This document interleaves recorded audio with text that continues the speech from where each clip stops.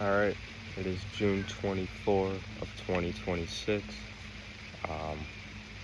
Study day 308 of the Bible recap. I missed a day yesterday due to being sick during VBS week, so that was pretty rough. Just had day 3 today.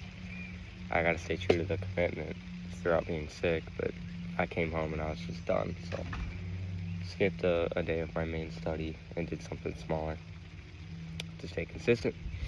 But we're back into it today.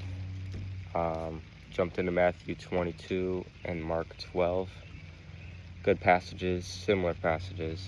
We'll get right into it. Just be quick with it. Started out with verse 21 in Matthew 22. I found an application with Caesar's image, where the Pharisees, this is the Pharisees particularly asking this, it being lawful to pay taxes to Caesar, and they were testing him. And as we know, Christ says, whose image is on the coin? They say Caesar's. He says, render to Caesar's, and to God, God's. And that's cool, because that is what we're meant to do, right?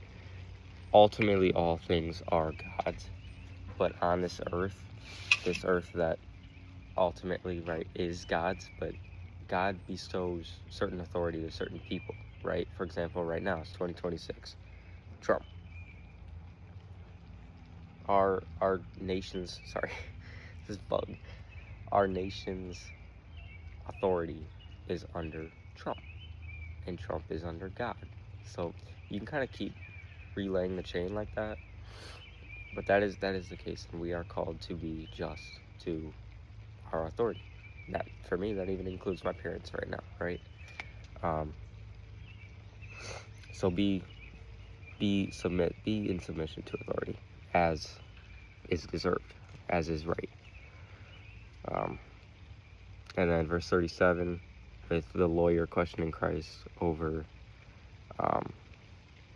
the greatest commandment.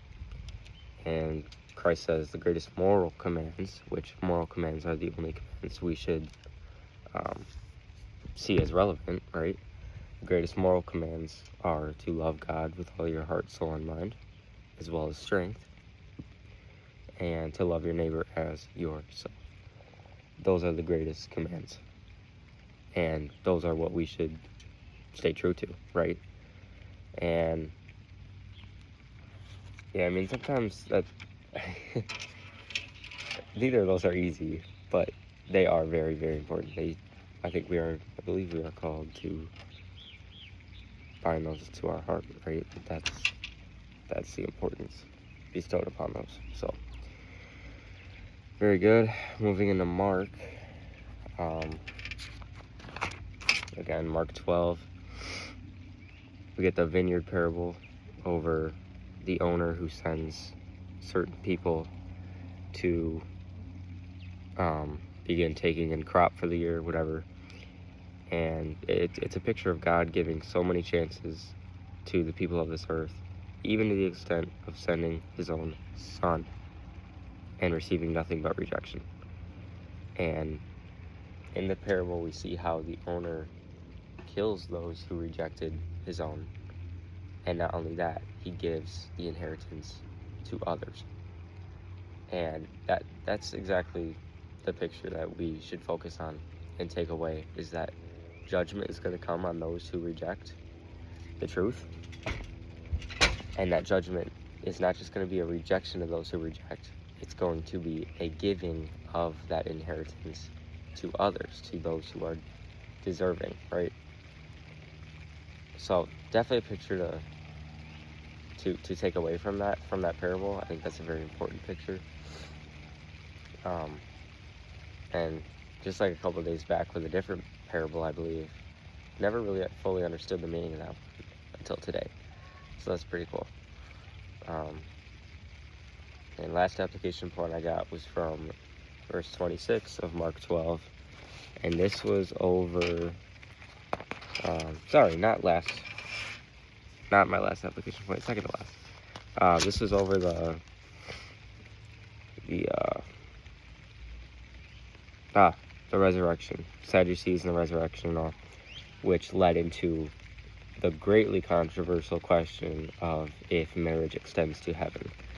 And this is something I have actually thought about, and we see here Christ makes it clear, but also my study notes make it very clear that sexual relations are put aside in heaven. It's not relevant. That's earthly, right? That is an earthly focus, is a sexual relation to glorify God, to bring offspring to the earth, and all. That's the purpose of marriage on earth.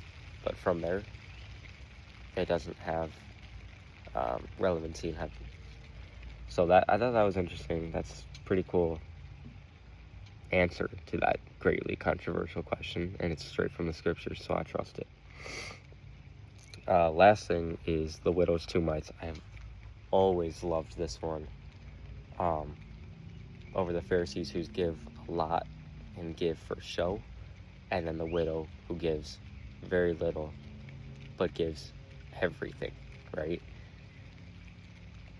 It's such a cool picture of generosity, but not just generosity, a tithe for the greatest purpose and in the most humble way, right? Like, that's how we should give. We should give out of everything to the one who has blessed us with what we're able to give.